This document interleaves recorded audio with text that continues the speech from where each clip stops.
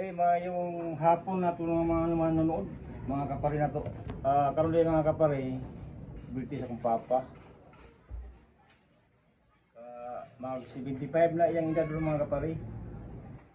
Na ako rin sa Agura, mga ito kong bulaon niya. Hindi ko na kung papa karon kay. Ang iyang birthday na yan niya, dungan sa kong mama. Pero maglahi man sa birthday ko kay Unsim kinaya sa August.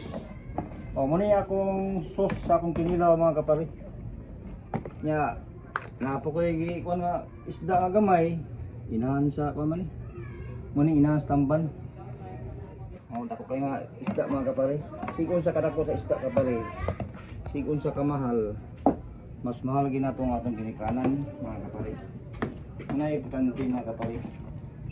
Unya siguro mga kapare mga alas 6 moadto ko sa akong papa. Yan nagkuha na ko daan diri kinilaw. Kini subaw na mo ni mga kapare. Isdaan ni. Ikuha na akong papa kay man lang malipay siya ba. Suka na lang kulang ni mga kapare. Kulang ni siya pipino gamay. Aw do ka buok. Mo ni akong lamas sa akong kinilaw mga kapare. Gisaguro na ko kamatis. Pero kuhain yung liso ang kamatis pati ang pipino mga kapare. Mo ni ini-slice na akong isda. Nagkana kayo mga mga pare. Magkuha na kong papa mag 75 ang edad. Sige, salamat sa inyong panonood. Shout out ko diya kanan sa manonood. Sa nakila sa ako.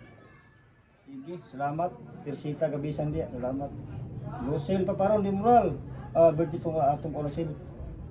Atong amahan. Kasi kung sa kamalang isda sila, importante nga mahal atong ginikanan. Sige, salamat. Iklit no? Dili? Ayan. Amo ning subaon karon. Matingala kung papa nga unsa kadako sa isda. Unsa ning klase nga isda. Maning isda nga katambak. 6 kilos ang isa ka buok. Mga kapare. Diri makita akong papa nga grabe na ko kamahal sa pinakamahal na kong amahan. Muna akong may surprise sa iya karon sa birthday. Isda na tayo mga kapare kay mahal ang karni. Dili ta magkuhan nga ang importante isda na ta. Sige. Salamat.